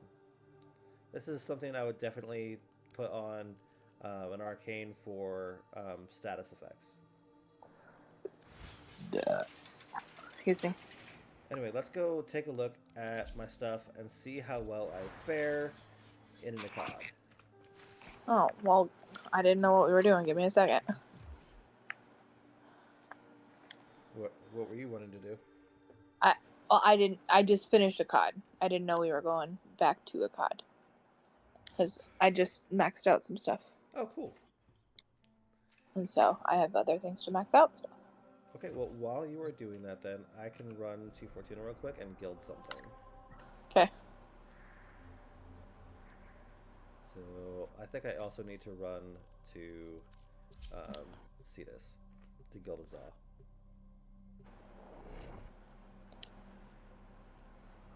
So there are some weapons and companions that are customizable. And I don't mean by modding either. So there are some things like Moas, companions, that you can make. Well, I do delight at the sight of my favorite. Huh. How are you, friend? Necros also doesn't have an aura. On their aura, its aura mod doesn't have a Polarity? flare. Yeah, Necros Prime or base Necros? base Necros. Interesting. So I don't need to guild a Moa, but I do need to guild a Za.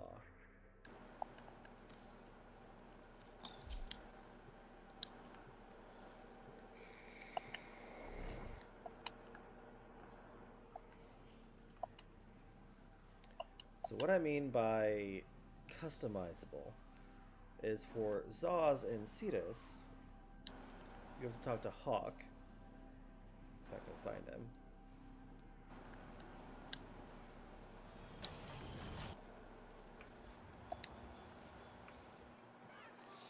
So Hawk forges Zaz. They're melee weapons.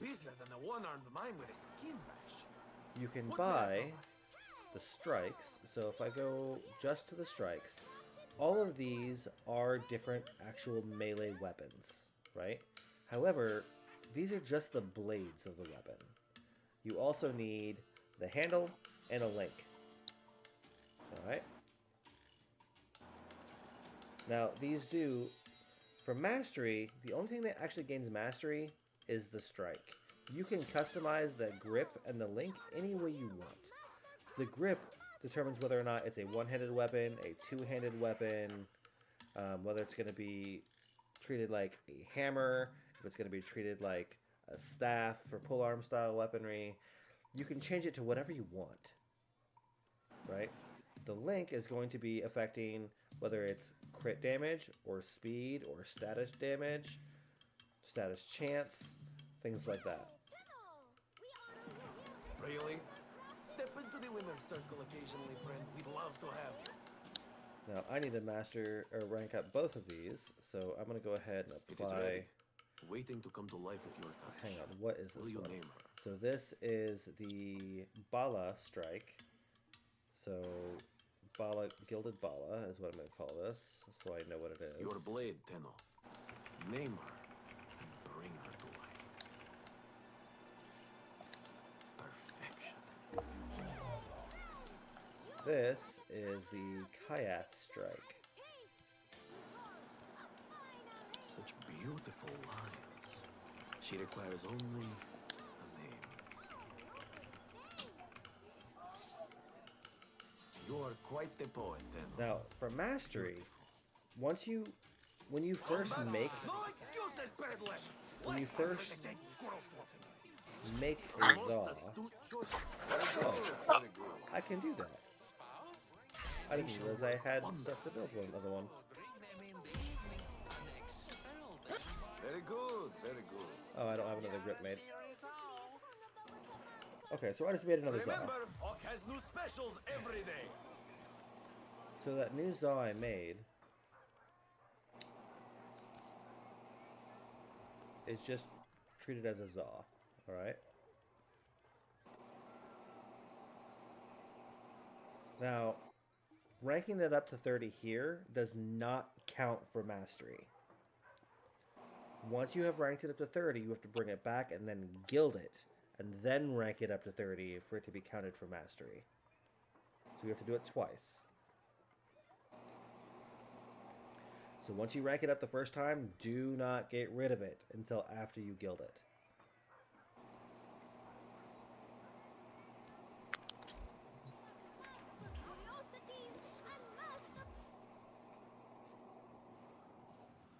Alright, I'm ready to go. I am too. Invite.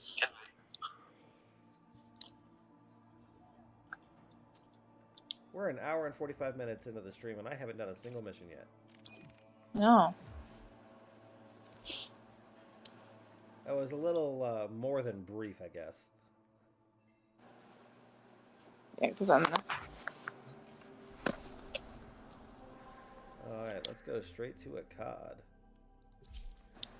Now, I'm going to be very squishy.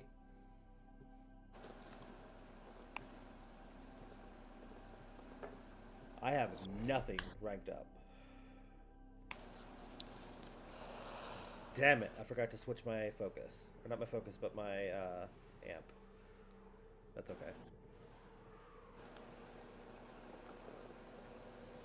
Wee. Meow. Meow. Meow.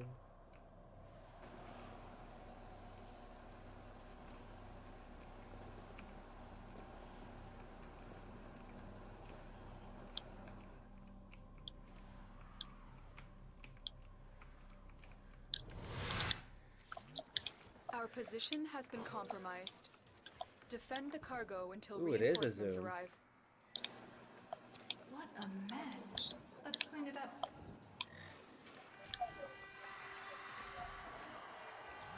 So this one does have the actual, so headshot damage, 8 times headshot damage.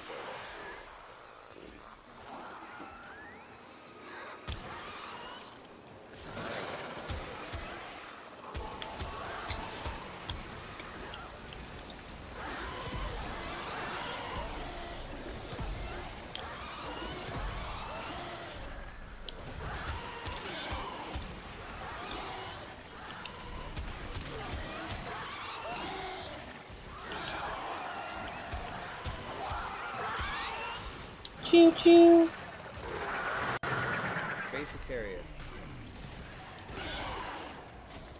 And I have the crimes. For the Tenno. Alright. All kinds of goodies.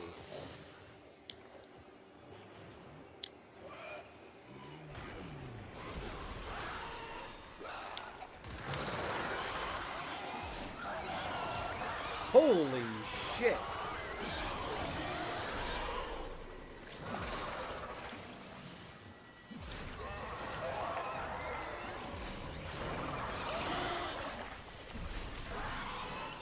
That is doing a lot of damage.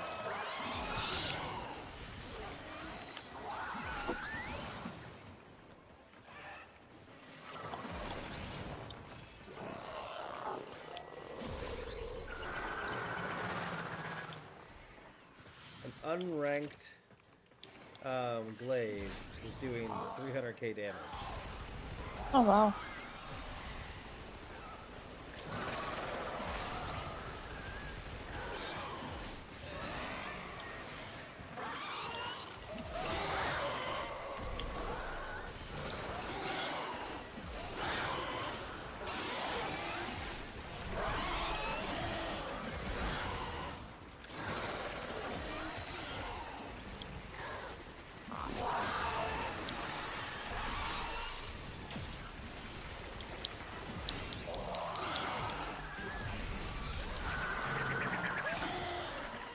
Yeah.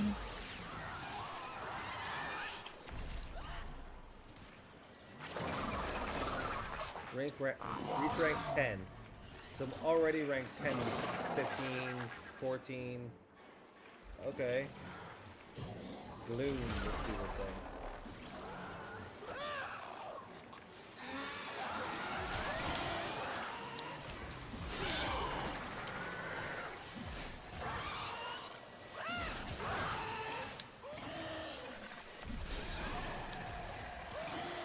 That's insane.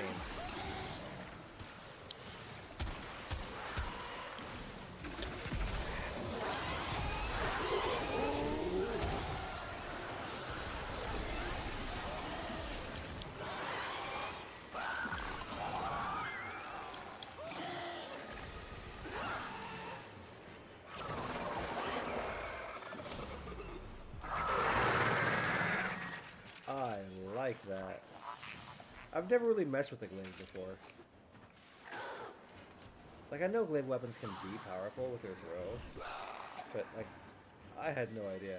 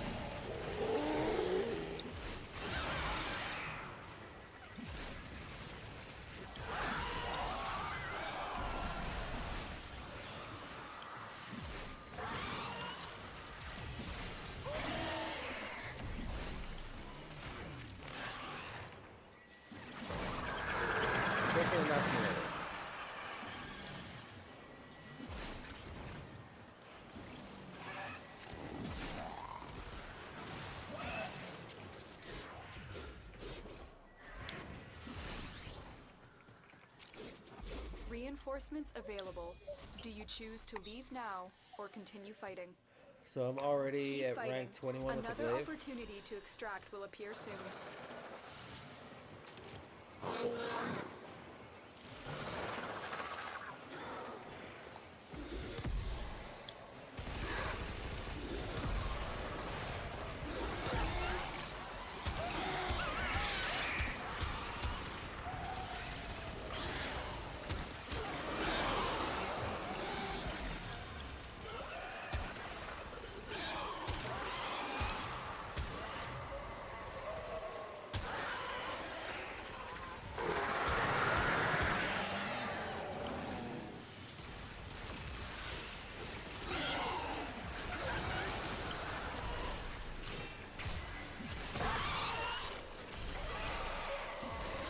Oh.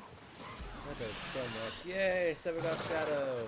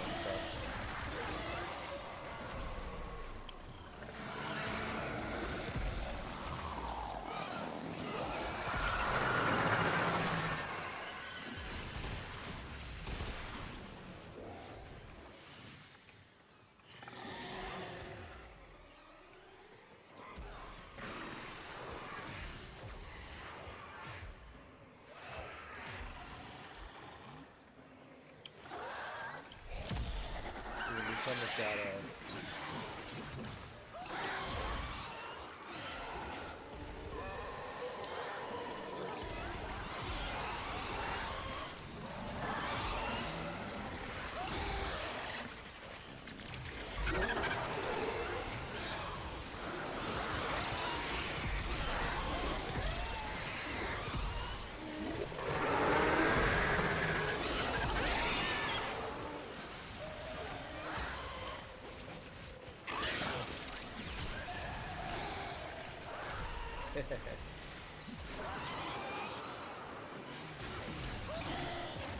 $874K on an orange horse.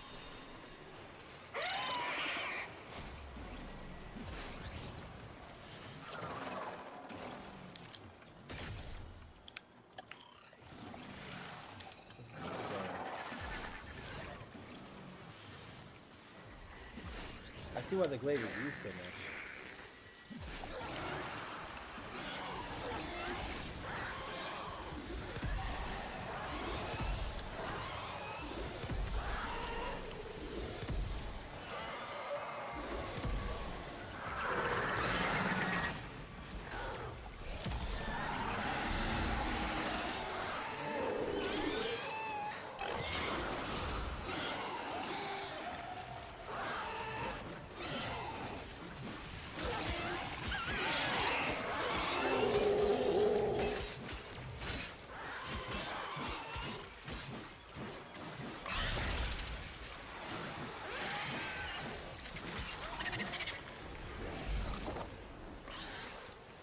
Interesting.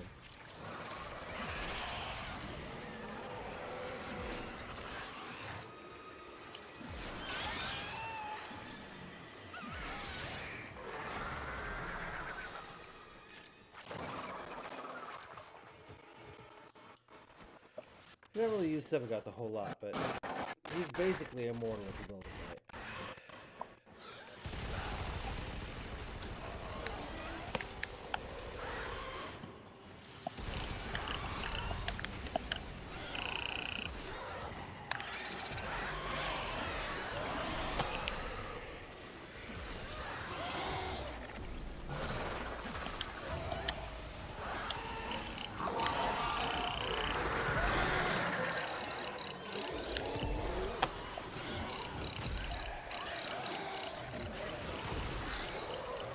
apple soda. Nope, not that.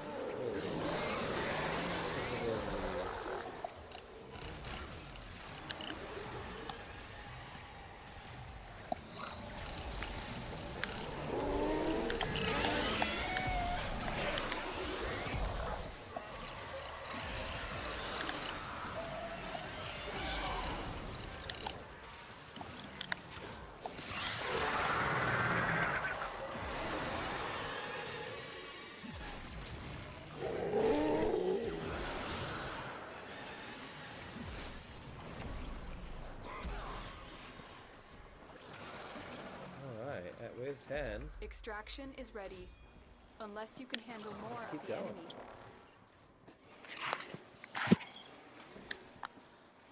So do you know about the rotation rewards, Astro? Continue to defend. You will be rewarded for your bravery.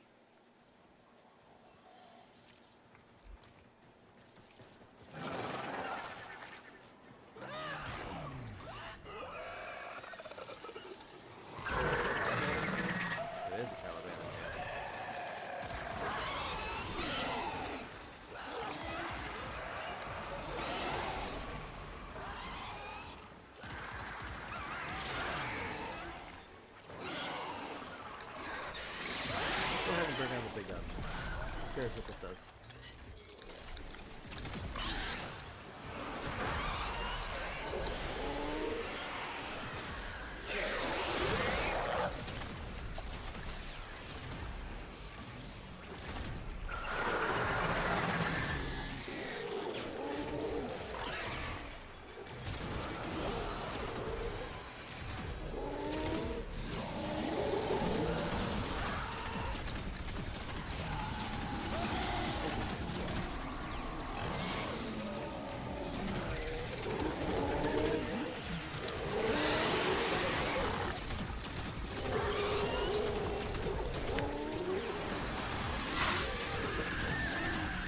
This is a flat cannon of radiation.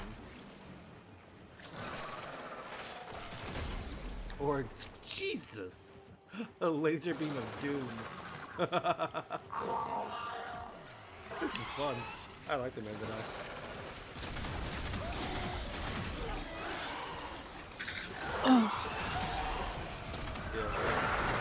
Yeah.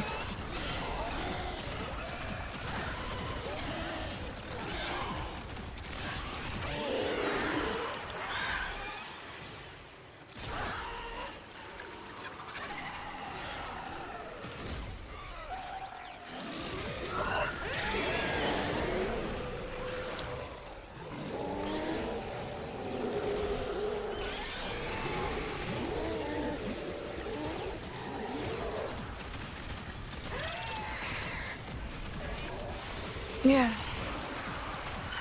This is fun.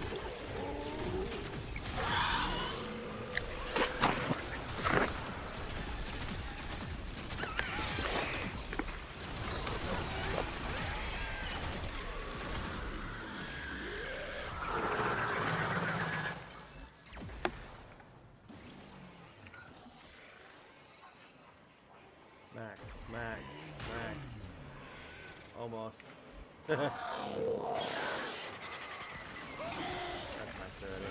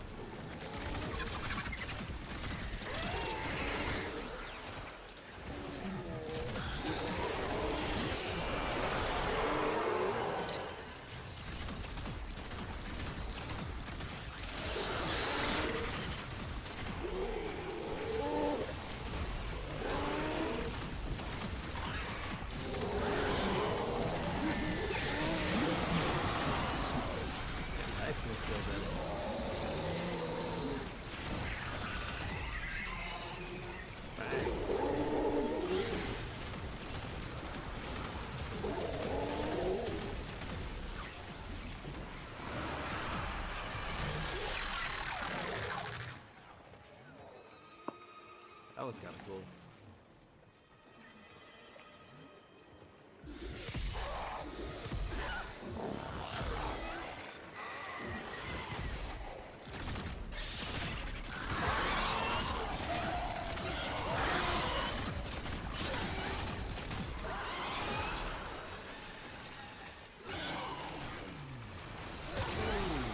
Oh, damn. Headshot for 267k.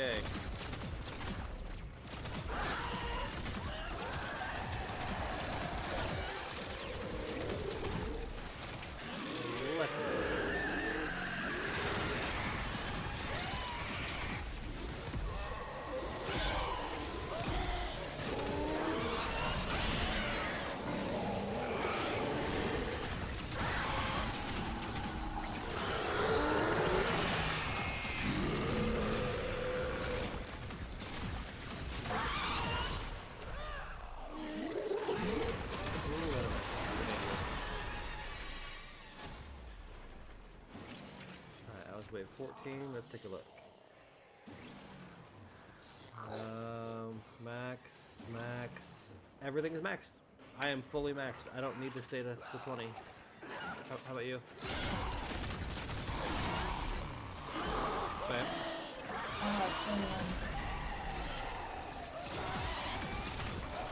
If you go to mission progress, it'll also show the bonuses. That's what you currently got. Yeah, honey. I know.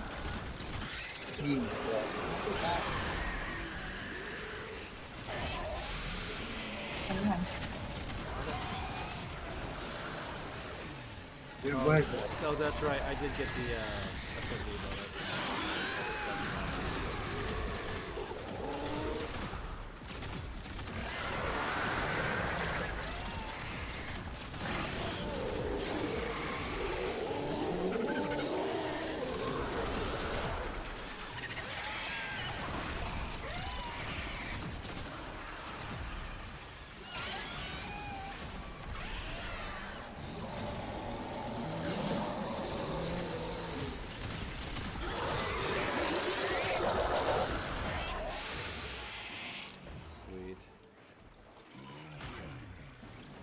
Extraction is ready.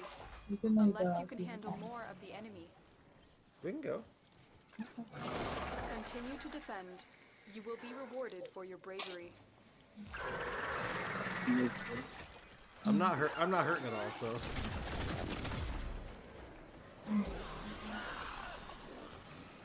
I'm actually really liking this menu now. It hits like a truck. And this has like no mods on it either.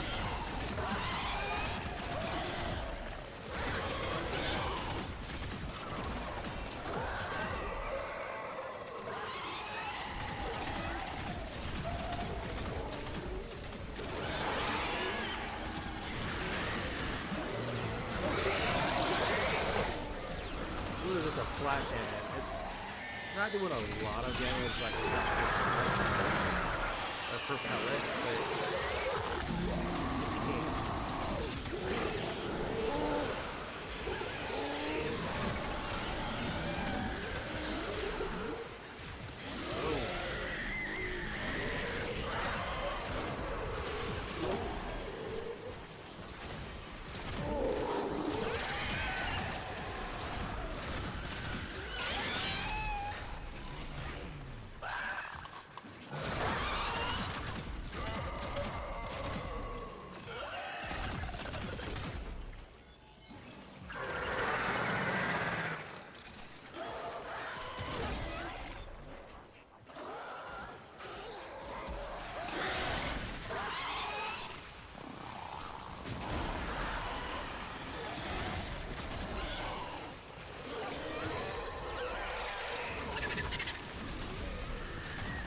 a line of radiation.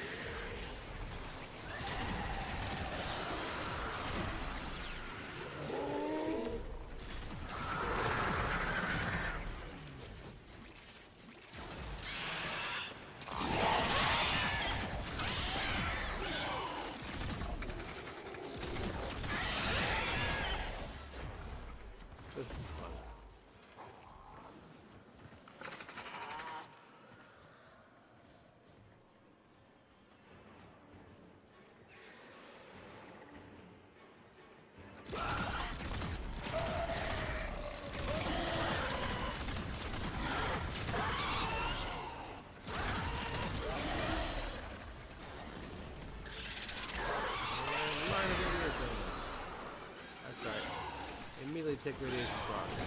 Awesome.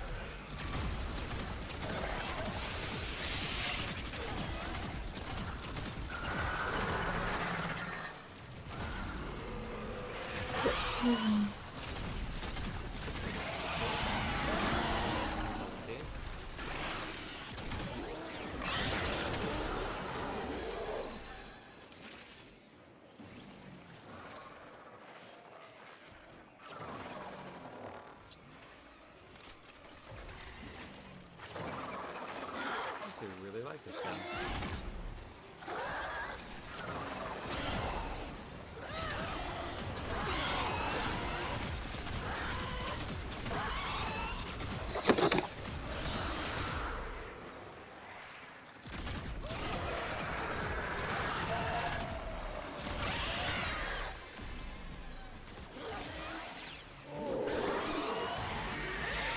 We'll probably just fun as far as the sniper is concerned.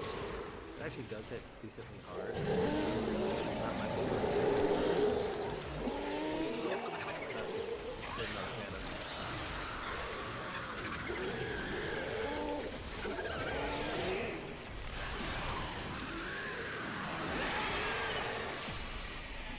Sniper weapon.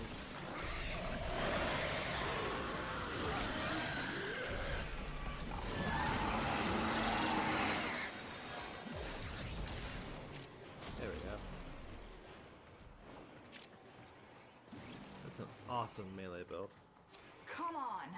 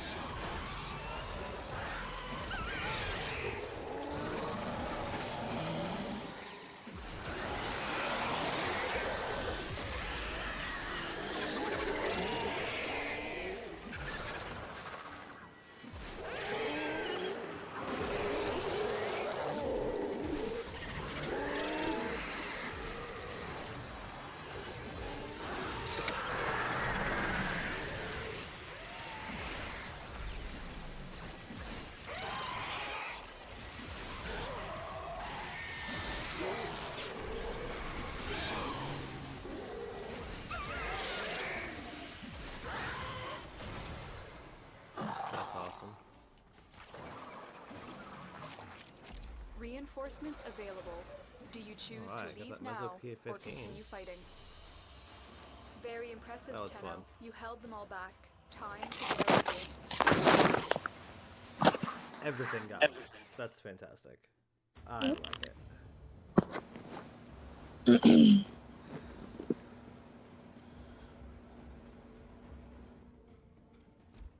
Affinity boosters for the win.